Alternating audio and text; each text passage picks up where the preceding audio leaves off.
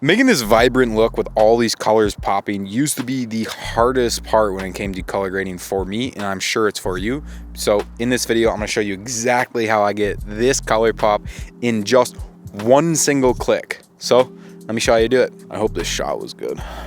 Where'd my banana go, man? No! I ate my banana, fuck.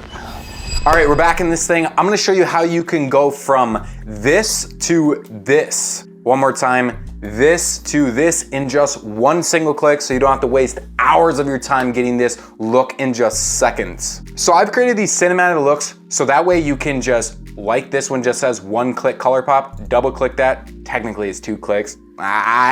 Sorry guys. And boom, you get this cinematic lifestyle look in just seconds, and these work on literally every single one of your videos. I'll pop up a few examples of right now I use in different scenarios and what these LUTs actually look like. And they allow me just to achieve this look in just seconds. I mean, when you can look in here, that's it. I really don't have to adjust it. Obviously, if you want to adjust the intensity, you can, but I don't really have to touch it very much. And then look. So in this video, I'm gonna show you exactly how I get this color pop.